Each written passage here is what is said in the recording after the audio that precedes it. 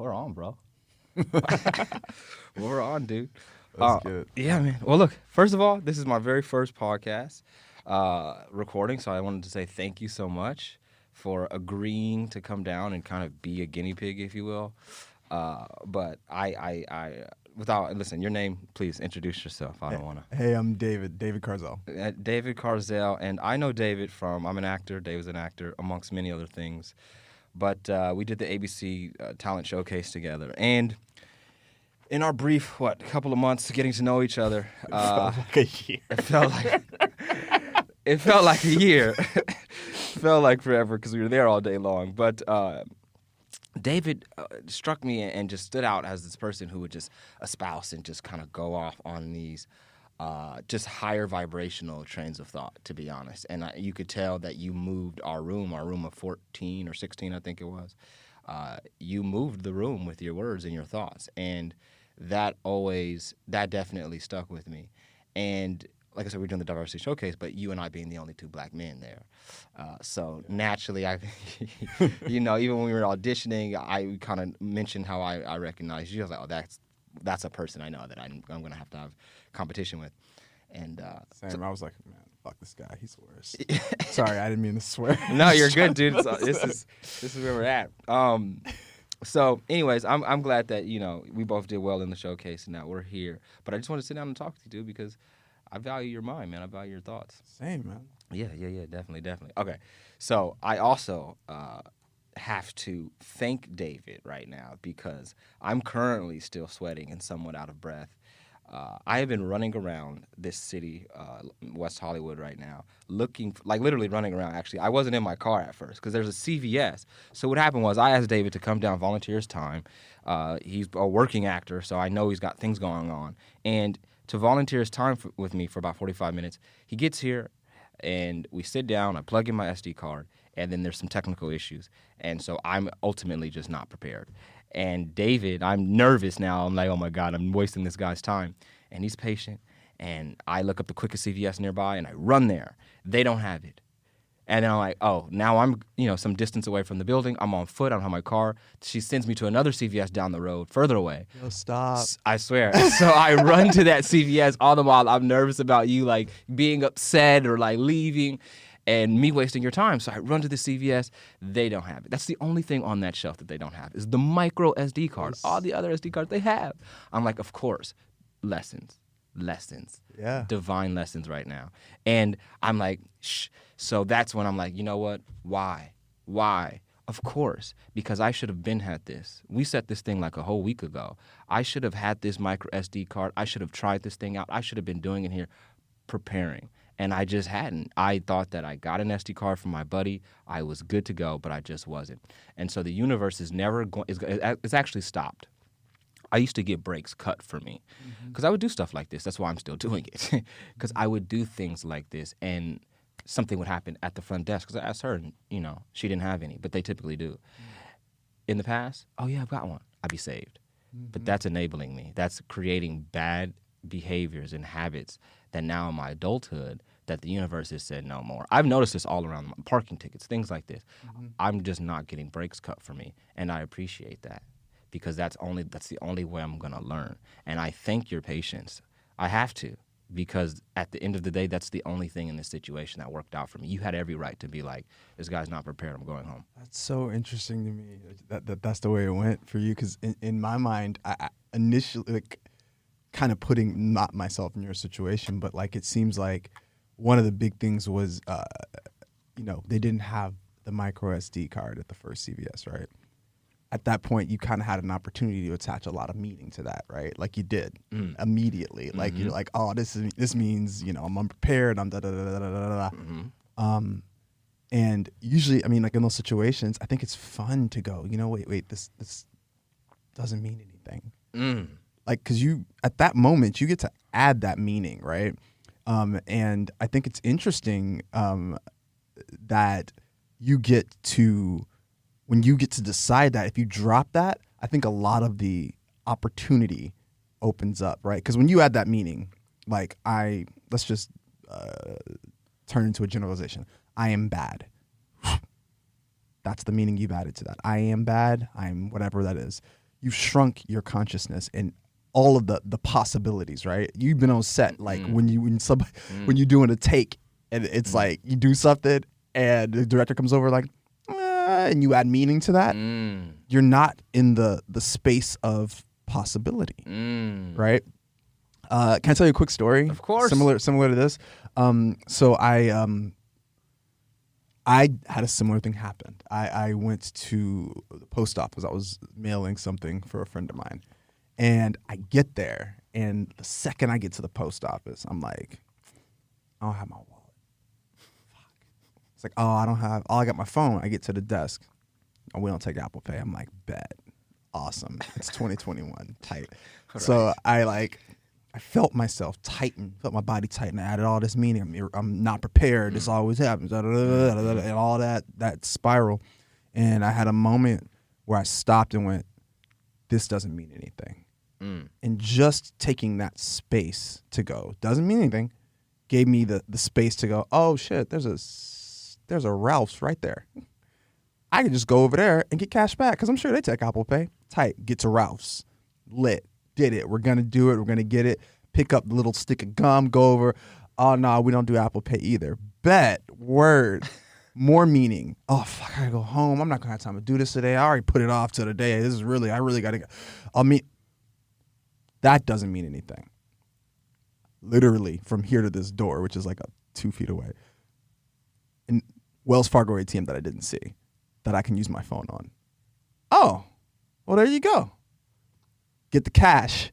Get back to the post office. I'm geared up. I'm ready to go. Pop, let's do it. Get to the desk. Got everything packaged. Lady looks at me and says, oh, that's not the right box. Oh, my God. I'm literally like, once again, I look over to the box I need. They don't have it. I'm like, I'm like, man, come on, man. I can't catch a break today, man. Literally, I take a breath. That doesn't mean anything. Doesn't mean anything. I look down.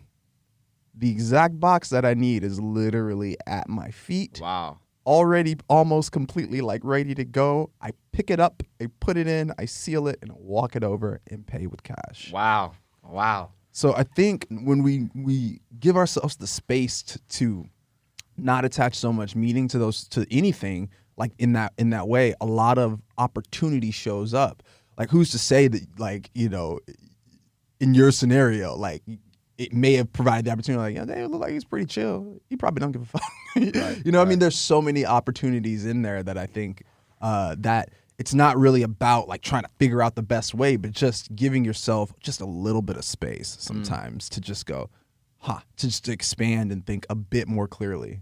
And to your point, like that was, yes, to your point, and it works so beautifully into this story because the second half of this saga that I just went through this morning, getting us taped here, was that after the first CVS didn't have it, after the second CVS didn't have it, I was defeated. I was like, okay, that's when I called you and I said, hey, if you need to go, I'm sorry. I understand. You have every right, blah, blah, blah, blah, blah. You still were like, hey, take your time. Boom, boom, boom. Get what you need to do. I had to run back to this center to get my car and then had to go. I drive to, there's this Target down the street from here. There's a Target that has the micro SD card that I go to. By the way, when coming to the Target, before you get to the Target, there's actually a CVS down right here on Beverly and La Cienega. So I ran into that CVS too. I was like, oh, this one's right here. They also didn't have it. They also were sold out. So I was like, okay. So then I go to that Target and then they have it. And then I drive back here and I said, you know what? Literally, this would have taken me a fraction of the time if I just would have taken a beat before I just was frantic. I didn't have this SD card here. It didn't work. And I was like, oh, my God, I need to go get one. And I just looked up CVS on my Siri and ran to the first location I saw. I didn't take a breath. I didn't say, this doesn't mean anything. I didn't have time to think to see that if I just would have taken my time, I would have seen that there was a Target literally closer than that CVS. And I could have just driven there first, and I could have been back in about 15, 20 minutes. Instead, it took me about almost an hour. To your point that not assigning things when things happen to you. And that's where I fall into that trap because I'm always assigning meaning. In fact, I kind of think, my belief is that I think that is what that's been what has saved my life up until this point, that I'm constantly looking for lessons from life. So like when things like this happen, I think to myself, what is the lesson in this? And I'm trying to learn. But then also I'm, telling myself this narrative of like, oh, you're irresponsible now, get better. It's like a harsh punishment, as opposed to, I think like the approach you take is more graceful, so that the things happen, but then you remind yourself, but it doesn't mean anything about who I am, and then opportunities will open up. That's been a struggle for me. Oh, that's super interesting. I love that approach, and I think it's a relatively like normal one. Like I think we're taught to like, okay, bad judgment. I did a thing, got to make it right. There's the lesson, and that is something that I've been curious, because I almost drew a sweeping generalization about black people. I don't want to do that. But, growing up, I think that was a thing. I mean, I think everybody does this to some degree, this idea of like, crime and punishment. And like, okay, well, like, what's the lesson, whatever. But I think, go ahead. I think you're on to something. No, I want you to continue, but I think you're on to something. I'm gonna put a note in that, but continue. Okay. But for me, the thing that we want, right, I think, is change. You would like something to change, your behavior, right? Something that's happened, or you essentially what you want to change is to be able to like, get the SD card, right? That's the thing that we want to do. That's really our goal right now in this moment. So I think, the lesson is cool, but the judgment, I think, is the thing that trips us up, because it's like we create a psychological hurdle that we have to get over in order to get to the quote unquote, lesson, right? I am bad, I am a failure, I am whatever. It's like we create a pile of shit that we have to crawl out of before we can actually do the thing we want to do. And it doesn't really help anything. Wow, that's so profound that I'm conflating the judgment with the lesson. And those two things are not inseparable. Those are separate things that I can say I was not prepared today, or I didn't have my SD card today, ready to go when you got here. That happened. That's fact. But that doesn't mean anything about who I am. But also I can learn next time, get the SD card and try it out before your person that you're interviewing or talking to gets here. Yeah. And I have never, I swear to this day, I have not ever put those two things together. I have always assigned the judgment with the lesson. And, I really believe that's played. Wow, man, you've already, we're like minute 15 into this, and I'm already getting. To be fair, like this is, one of my mentors is something that shared this with me, and I've had a lot of like help. Like this isn't like, like a David Morris original. I literally, like, this was specifically from a course from a friend of mine, a mentor, and I think it's a reflection of sort of, the reason I'm not like precious about the information is because I do think it's a reflection of just kind of the natural state of things. I think we've added a lot of the judgments and things like that. Not to say that's unnatural, but I think the isness of it is, like you said, it happened, right? We can circumvent all the shenanigans and still change. I think it's just kind of browbeaten into us from childhood that like, you're bad.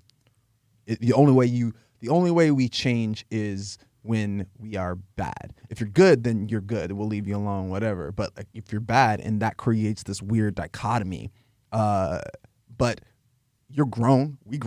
We know that there are things that we were like, oh, that's the best thing. And then shit has come out of it. It's been the worst thing for us. And we also know there are things that have been we thought were the worst thing ever to happen to us. And it's been the greatest thing experienced in our life. We can't, I think when we oscillate between that like good, bad stuff, it creates a distance between like the fullness of it, right? If I see something as good and I judge it as good, I might be tempted to not look for all the other bits of it. If I judge something as bad, I might not be. I might avert from the useful parts of it.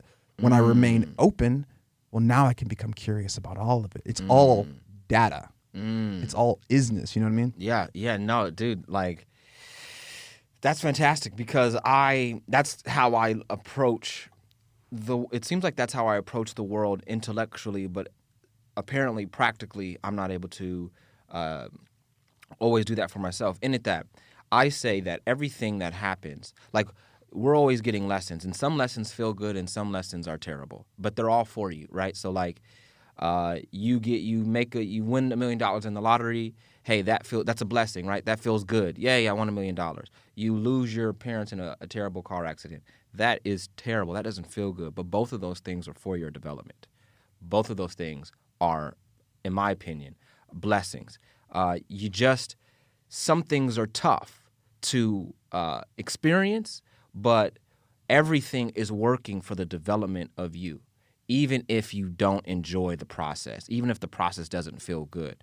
Oftentimes, I think the stronger lessons come in the more uncomfortable, experientially dealt ones. So that's something that intellectually I can understand, where it's literally all just data, and you cannot assign whether this is good or whether this is bad. You just experience it and learn from it. What I tend to infuse into this experience is who I am because of how I deal with when things come my way. How I handle it then tells me who I am. But that is not accurate. That's not. I feel like I'm learning that right now. That's not. It doesn't tell me because it forces me. And I've done this. I've felt this in my life, that you shrink yourself. For example, I'll take everything we just said and I'll move it to a more surface level thing. When I was in high school, I used to care about what I like. I was very materialistic. I would buy like BBC shirts, $100 shirts, $300 pair of shoes, $300 pair of jeans. I was all into it. And they used to actually call me Pretty Boy in high school. That was my nickname, was Pretty Boy. I started this group. I'm so jealous. I'm so jealous. Don't be. This is not me in high school. I peaked in high school. I think you're still on the rise. I'm on the decline. No, knock on wood, I'm not. But anyways, and so after that though, there was a time, because I had just moved from Los Angeles, California, in high school, and I moved to Georgia, and the suburbs of Georgia, Marietta, and nobody really cared about like BBC and SB Dunks and having two sidekicks. That was very LA, and that's where I'm coming from, right? Yeah. And so, but then I got there, and it was suburban homes, and it was suburbia, and people had mothers and fathers in the home, and people had like dogs and family life, and I'm not, I had a single parent, and we even had some I was separated from her when I was a kid, and so my little home life was a little bit not like that. In fact, there was an emphasis on the material because the substantial probably kind of lacked, Yep. And so when I got to Georgia, and I was met with all this real stuff, family and life, and I started to rebel against clothes. I was like, this doesn't mean anything. I'm actually empty. These kids who don't have whatever much, quote unquote much, they have the substantial thing in life. So I stopped caring about my clothes for 10 years. And I recognized, though, recently that doing that, when I would go outside and stuff, I wouldn't want to be seen. I would hide. I would put my hood on. I would shrink myself because I didn't feel I looked good. I didn't feel my best self. I internally and subconsciously was shrinking myself. And that's what you do when you walk around here telling yourself you're irresponsible, you're unprepared, when you don't have the SD card. David's not going to like me anymore. You feel bad. You start not being able to see the possibilities. So I really appreciate your scalpel in separating the two from, the self-narrative, the self-doubt, the self-bad talk versus just the data that happens. I think you really hit on something big a minute ago when you talked about some of the lessons being little kind of shitty things happening, because I think the thing that makes it challenging to create that, or to move in that space where it is just kind of information, you're kind of dealing with things as they are, is pain. I think pain makes things. I think because look, pain's necessary. right? Pain. We people. It's a very kind of new agey idea. Like everything is bliss. It's like no, you need pain to exist in the world. Like if I chopped your arm off right now, something needs to tell your mind that happened so that we can get your arm fixed up. Right? That's important. And I think when we avert from painful things, when we get in the habit of doing that, that bleeds into everything that we do, and that just kind of feeds that dichotomy. So something that's really, just served me, especially as someone who definitely growing up, I would watch a TV show, bro. I would watch a TV show, and like when shit got kind of real, I just turn it. Like I don't want to. I was that sensitive to like painful things. I would literally be like up, and I would know energetically as we're building to that conflict, I'd go up, here comes the bad part, don't want to feel that, click, done. So I was that pain averse growing up. So I'm curious, how did you, I want you to finish the thought, but I've got a question.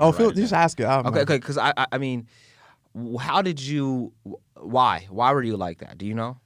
I have some thoughts. Yeah. I think,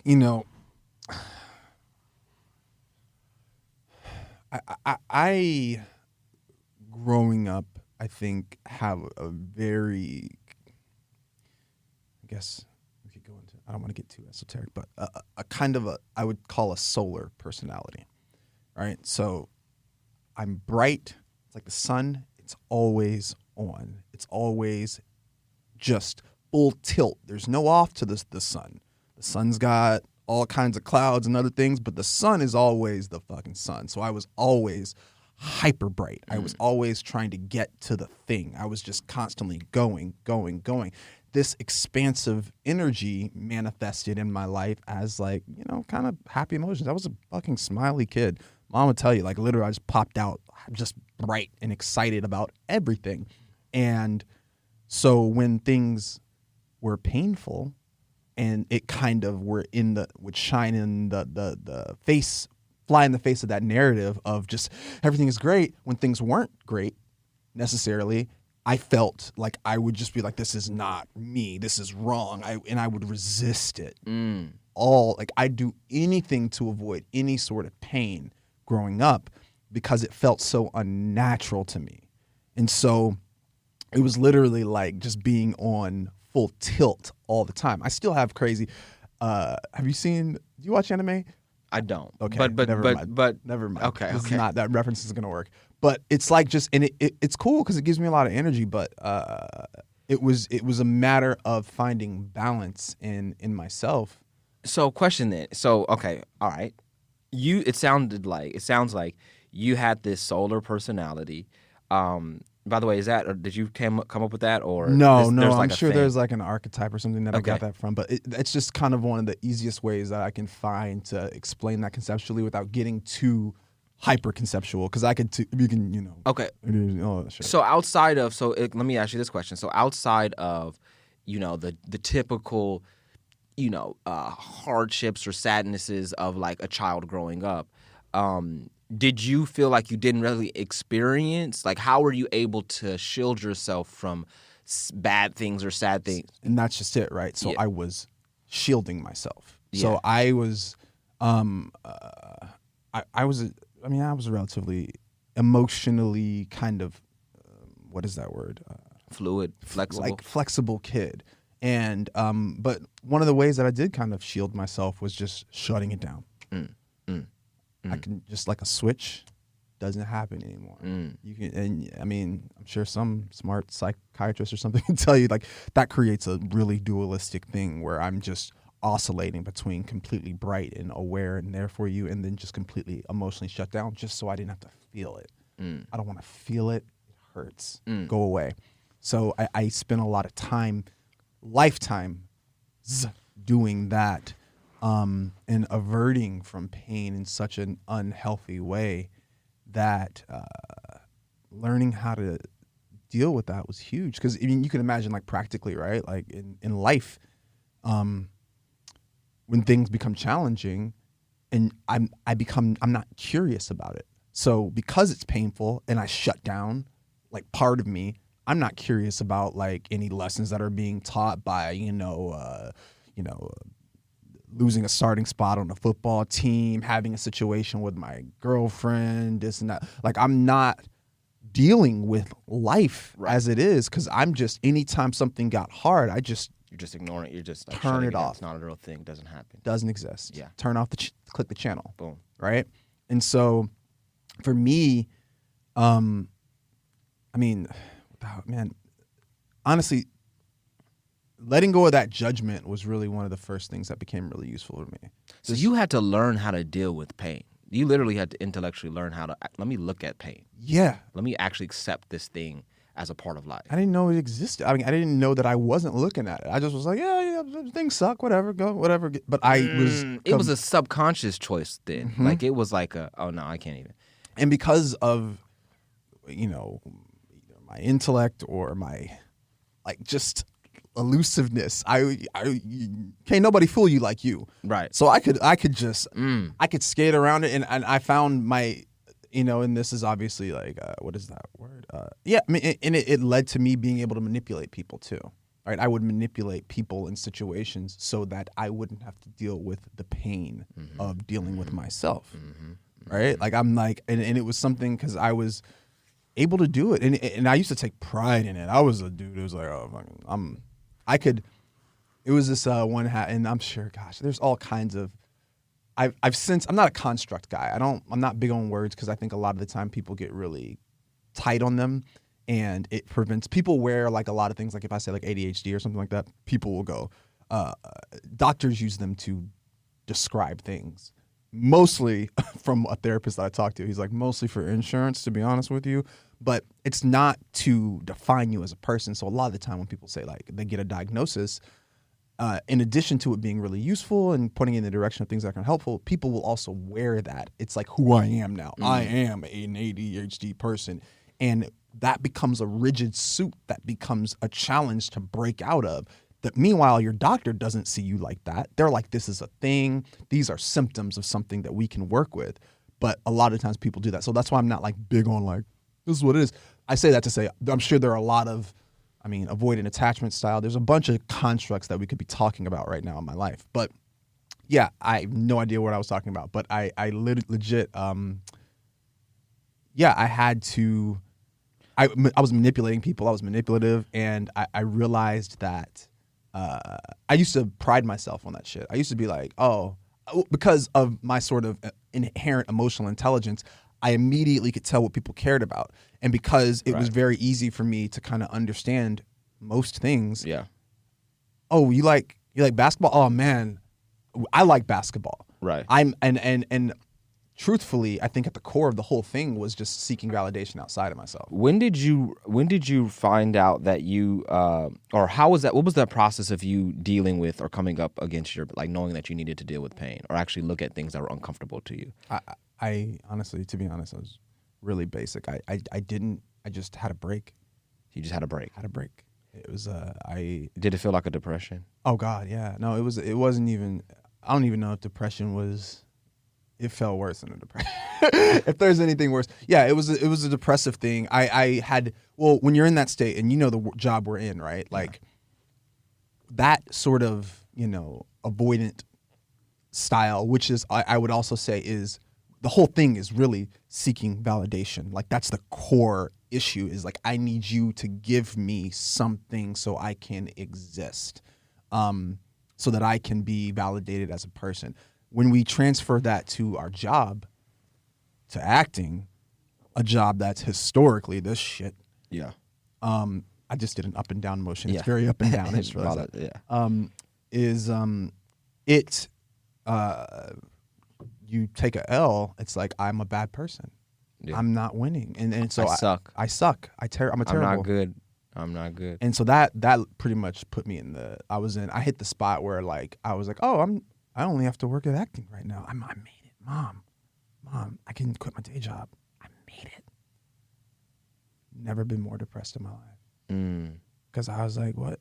I was supposed to. I got the stuff. I did the thing. I did it. Where's my fucking prize? Like, right. Where's everybody coming? You're amazing. You made it. Nope. But and so that led to kind of a depression, and then I literally just had a friend of mine call me one day, and I'm sorry, I'm going in and out. I just had a friend of mine call me one day, and he literally just says, we're going to lunch or something. And I'm like, oh, man, I got an audition. Because, when you're depressed, you don't want to see people. Yeah. I was like, I got an audition. I'm busy. He's like, oh, okay. Like an hour later, he's like, how about dinner? I'm like, fuck, man. All right, whatever. And literally, what pulled me out of anything, this was the moment where he literally was just like, we came to dinner, and I could tell he wanted to ask me about things because, I'm a working actor now. I made it. And he could tell that I just wasn't there. And he spent pretty much the whole dinner encouraging me, being like, I mean, do you feel like you're a leader? Are you leading things? Are you doing things that you enjoy doing in your life? And he just gave me this fucking great talk. And I don't even remember half the shit he said. I just remember feeling so uplifted by this one person who is a friend of a friend. We're not that close. I didn't go to his wedding. But it was just enough for me to go, okay, I got to deal with this. I don't know what this is, but I got to deal with it. And that was just the first step. I went on, I found this acting coach online who, thank God, wasn't about acting. Her whole thing was, who are you as a person? And that's, when you talk about like having reached that place of depression, that's, and circling back to this idea of assigning like, this is good, this is bad. I feel like the word depression or the concept of depression has such a negative connotation, literally because it's called a depression when most depressions are low, or by virtue, depression is something that is down. But really, depression to me is such a good thing. Me too. It's depression. I believe people experience depression. Now, listen, I'm no licensed clinician, but I believe that because I went through my own depression, and I think that depression is when you yourself understand that you are not being yourself. There's a departure from the self, and then because of that, you feel sad, you feel depressed because you're like, wow, I am not me, and yourself wants to be itself. So you experience a depression, and then you're like, you know what? In order for me to get out of this, I just have to be me. I have to accept me. I have to, and if you are able to move through depression, you will 100% become a better person, a more fulfilled you, if you are able to constructively move through your depression, which means that the step or the stage of depression is actually the best thing for you. If it forces you to be you more so than you were prior to it, it's like the reckoning. It's like when a mother has a child and the baby comes out crying, or the mother goes through immense childbirth pains.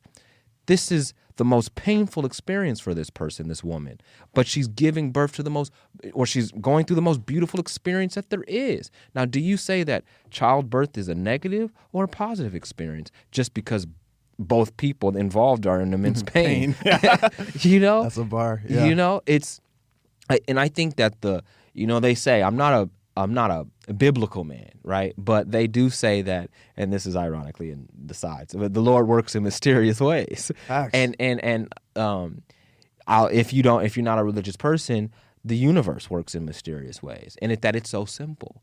And I take all of my lessons, once again, from nature, from the natural world. I think that that's how I will learn. That's what I can trust in, is literally the natural world. And when I look at things like that, it tells me that depression is not bad.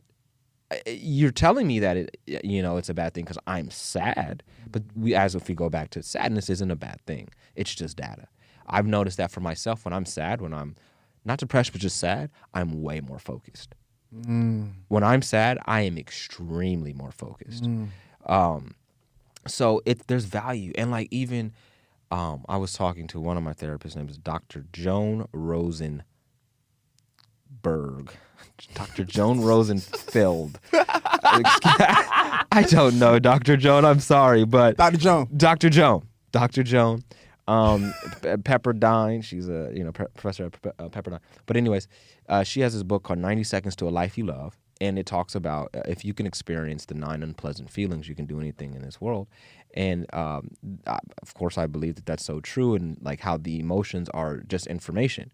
and you need to have access to all your information. Like you were saying, pain. You were shielding yourself from pain, but yet you were shielding yourself from a world of information that's necessary for your life, for your survival.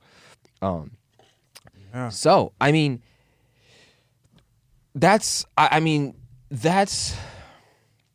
to me, that is a foundation of how people can matriculate through this experience of life. I believe that we're all given our own curriculums, right? And like when people engage with one another, like I met you about a year and a half ago, 2 years ago now, maybe at this point. We're meeting each other on our own personal stages of development. And whatever it is I do to you, whatever it is you give me, that's what we needed to give to each other in that particular stages of our life. Even if that's like animosity, even if whatever the fuck, like, I don't know, I would never do this, but like I cross you in some way, like, and you're pissed off. That is not anything for you to, I don't want to speak for you, but I'll speak on my behalf. If you cross me, let's just say, that's not for me to be like, I hate David. That's for me to think to myself, that's where David is in his own stage of development right now. He did that to me. For me and myself, that's what I needed to happen right now in my stage of development. I thank David for his gift to me, and will continue to hopefully grow from this experience. I think Did that make sense, by the way? it totally did. Okay. I just want to. I think that there's a challenge that we run into when because really, like I feel like the sort of central theme of the whole thing we've been talking about is who you are, right? Who I am, and right. Sort of. I think the depression happens a lot of the time when we've sort of created, or rather identified as a sort of egoic construction of ourselves, right? We think that we are our personality. We think that we are our job. We think that we are our relationship with our partners. We think that is who we are. And when we think that we are our thoughts, we think that we are our emotions. When all of who we are is wrapped up in these things that are essentially kind of a moving target and external, like there's a really great quote from Alice in Wonderland, and I'm going to butcher it, but essentially it's like, it's at the beginning, and they read it in Westworld because I was just watching that, but it's like, who I was this morning when I was brushing my teeth or whatever is different than who I am now, so who am I? Right? You're in a constant steady change. So I don't know if you meditate, but through things like meditation, the only thing that doesn't move is your sense of being. I am existing. That's the move. That's the thing. That's the blue sky against the clouds of all of the stuff as you're able to sit back and observe that. So speaking to like something like depression, when we become so wrapped up and think we're the clouds, when a storm comes, we think we're the fucking storm. And so much of me coming out of my depression was just disconnecting from all of the ego cage that I had constructed for myself. And just, it breaks. You can't live in that state of misidentification, because if you are, as life does this, you're doing it with it. You're going up and down and being crazy with it. And I think finding stillness, finding silence, nature, knowing yourself as not the stuff, and getting in touch with that part of you that isn't all of the external things is really what we're doing. Because when we move into, I cross you, you're not going to take that personally, because you know that it's my thing. It don't have shit to do with you, right? As a person, right? At all. Who you are is not dependent on me or anybody. And I think that was the biggest game changer for me, is when it's like, fuck, I stopped taking so many things so personally. Right. You can like exist. You can just exist. Your sense of humor comes back. And I do also want to think, I love the distinction of the lessons, but I think it's useful to just know that like the isness of life is a lesson, right? Every moment is essentially an opportunity to better yourself, to learn something. And I think accepting the isness of the moment, like that happened. What happened, and it couldn't have happened any other way. shout out to Morpheus, is the biggest lesson you can make, because honestly, like if something happens and you're in a state of resistance, right? Something happens and you're like, that should have been something else, right? You're immediately disconnected from the present moment. You're off in some shit in the past, like, oh, I wish that wouldn't have happened because this was, or you're in the future thinking about what it should be in the future next time, blah, blah, blah, blah. You're not dealing with what's happening. And if you actually want to change what's happening, it ain't going to happen in the future or in the past. It's going to happen right now. Yep. All of the answers to that are going to happen right now. And when you aren't taking it personally and you're dealing with it as it is, you're essentially, you're not assigning the meaning, and your whole consciousness opens up to what is happening, who is happening with. You have, dude, I have so many, when you speak, I have so many thoughts. I mean, I can go in like 8 different directions. So we're gonna wrap it up, but switching gears really quickly. Okay, before we do that, 2 things. Earlier you said, and I told you I was gonna put a pin in it. You said something about, I don't want to make a sweeping, hasty generalization of African American folks. We were talking about like how we get into that self-talk of like, oh, we're this, we're that. And I wanted to, not putting words into your mouth, this is now my thought, Christian's thought. I wanted to touch on what I believe to be how we police ourselves as Black folks, like our parents. I think that starts off from like, we're so concerned about our behavior growing up. It's like acceptability and respectability politics. What behavior that we have that's respectable so that we won't be perceived as niggas when we go out in the street from white folk or whomever. That's just been something that's been prevalent in our community because being respectable has literally been directly related to our survival. Mm-hmm. So we had to do certain things, behave certain ways, talk certain ways so that our oppressors would view us in a way that we were non-threatening so that we could literally live. And so I wonder how much of that from our parents, because we spoke about it coming from our parents, is we do that to ourselves. Mm-hmm. Now, as people, I do that to myself. I'm this, I'm that, I'm that. I need to tighten up, I need to straighten up, I need to be this way. And I don't know that these same conversations are happening in different households. 'Cause I could see it in the behaviors where other people, I mean, I don't want to make another hasty generalization, but other people that didn't have to navigate certain political waters, slavery and segregation and racism and things of that nature, talking about white folks at this point. Mm-hmm. In that household, they're just given the freedom to be.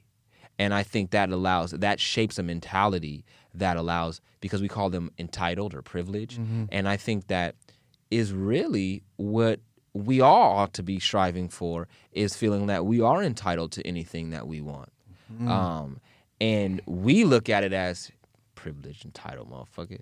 But it's honestly like we ought to be having that mentality. And we don't have that, but we're not raised with that talk. I think a lot of that manifests from. I think generally speaking, there is a sort of nationwide, everybody involved. The Western culture at its core tends to be kind of materialistically focused, right? Right. We're very focused on the outsides of things.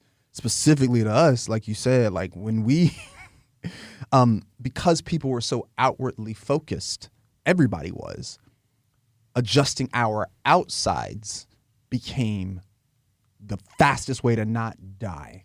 Yeah. Yeah.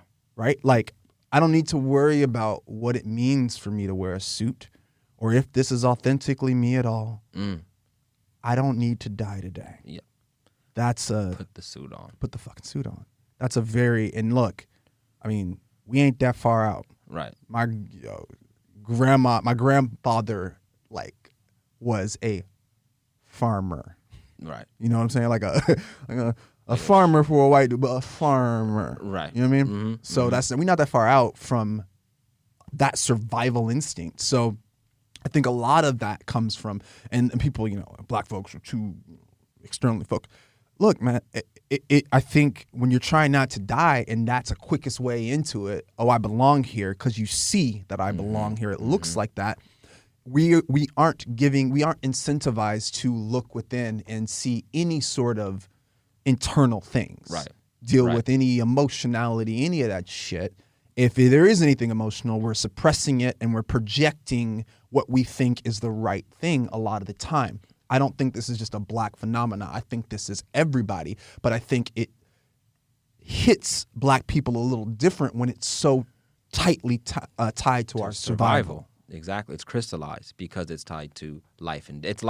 It's life and death. So it's a mental crisis for others. 100%. It's a mental crisis for others, emotional crisis for others. It's life and death for us. It's life and death, or at least it feels that way. Yeah, right. It is. You know, it may not simply exclusively be us. I'm not saying that at all. For sure. I get that, but historically and disproportionately, it seems to be us.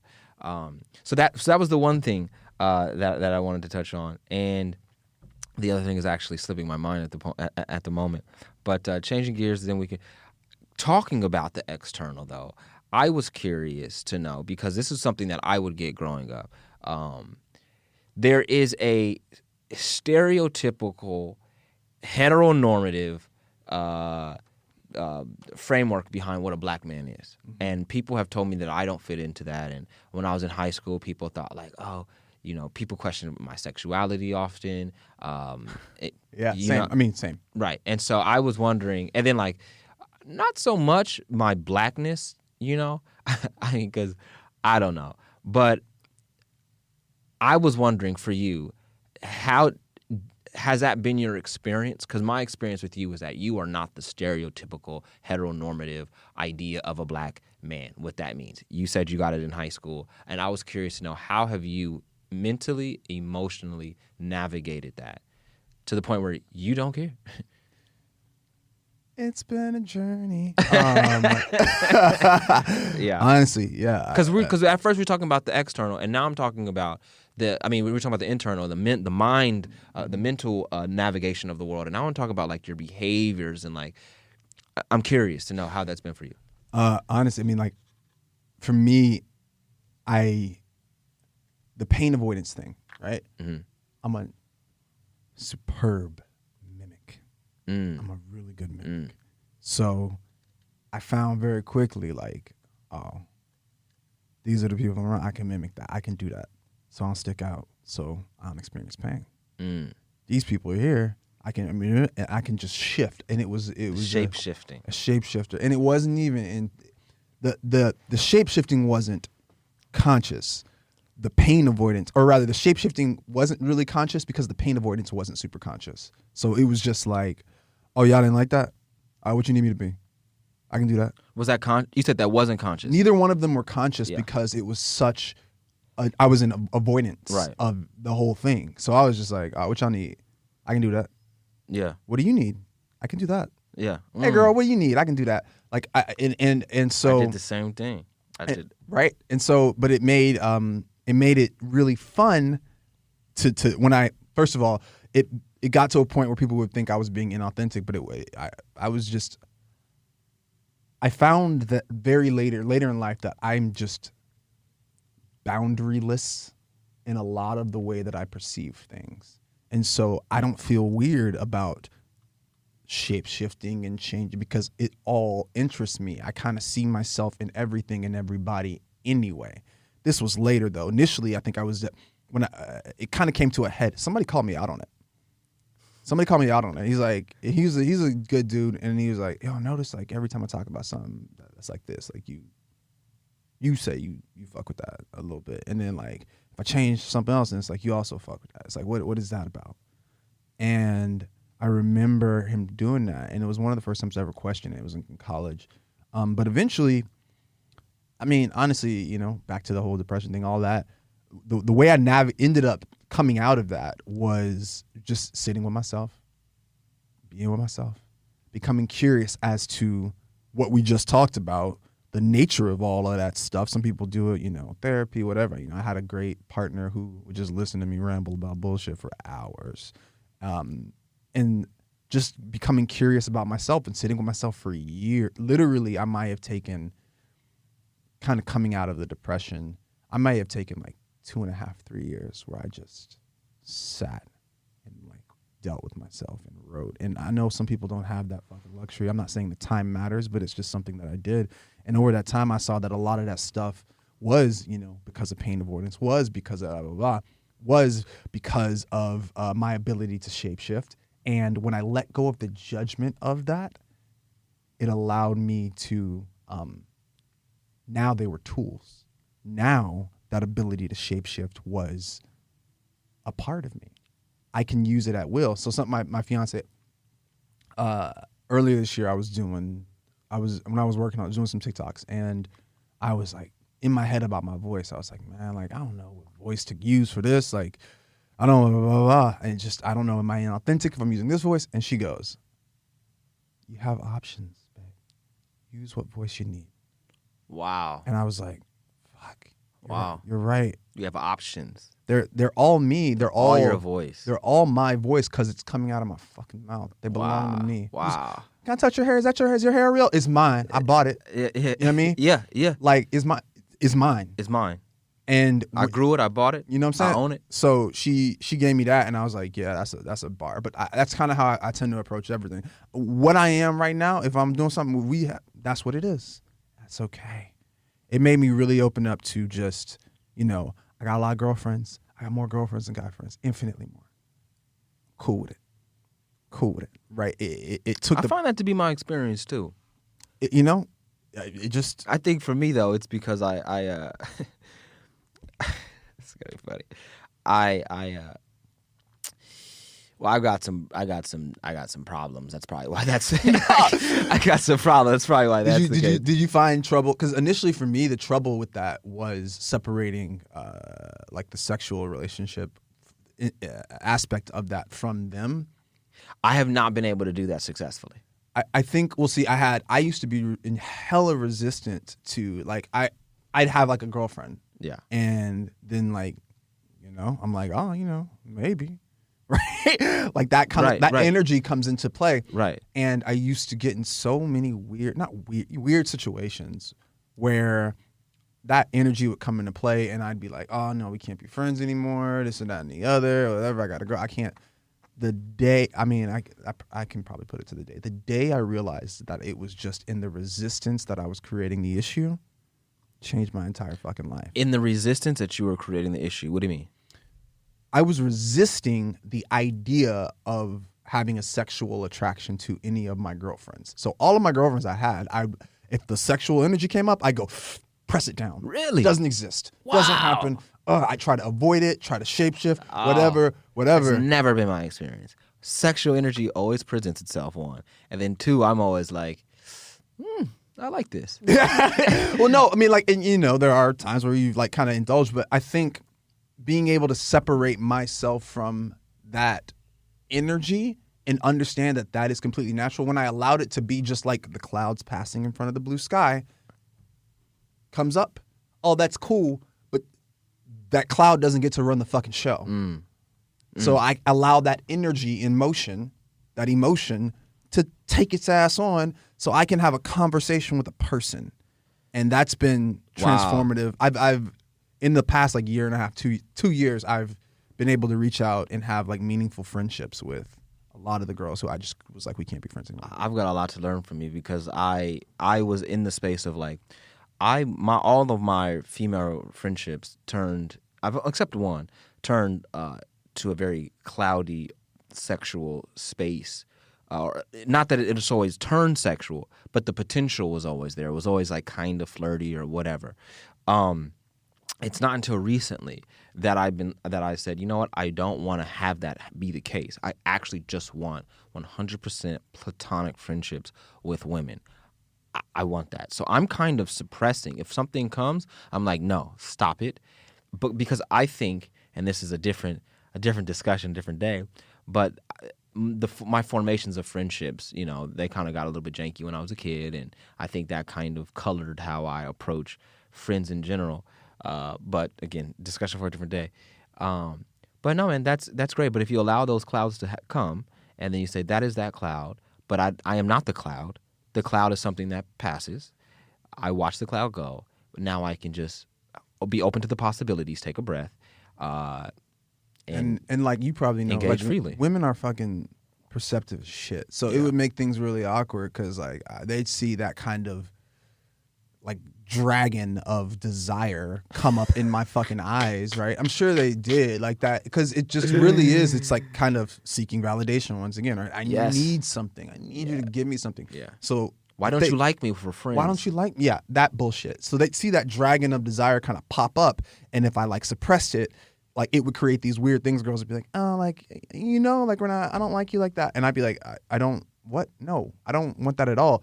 But they're perceptive enough to have seen it. Yeah. And so when I stopped resisting it and just allowed it to do its thing, it was like, it's gone before you know it.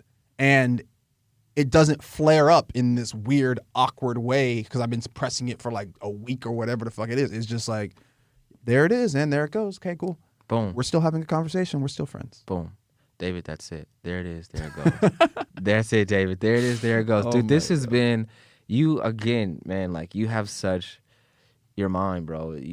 I really appreciate that you put in the work to kind of develop yourself, like emotionally. You said, it sounds like you said you were born with this emotional intelligence, this solar personality that kind of just understands and seeks to understand. So, listen, thank you for having me here, dude. I really love talking to you. I feel like you've been so nice. I really very quickly, I think when I first met Christian, I trolled his Instagram and I was like, oh, we're best friends. I was like, oh, me and Christian get each other real quick. I was really excited about that. That's so funny. It's mutual, bro. Like, likewise. It's so funny because, same thing. I was like, the way that you speak and everything and what you talk about, I'm like, wow, I didn't know that there's going to be another guy out there that's kind of on the same, like, is out there searching. And here we are. So literally the first person that I wanted to talk to, man, was you. So I feel honored, man. Thank you.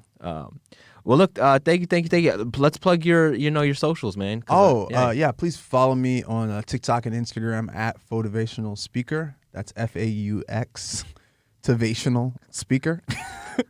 I'm also on YouTube too, and I have a new podcast called the Spiritual Friends Podcast, which will be out on all platforms in a couple of weeks. Beautiful. Well, there it is. Thanks, man. Thank you, man. Until next time. Thank you for having me. I'm gonna press a random button because I had we'll see what happens. Okay. How appropriate. Okay. Thanks, guys. Bye.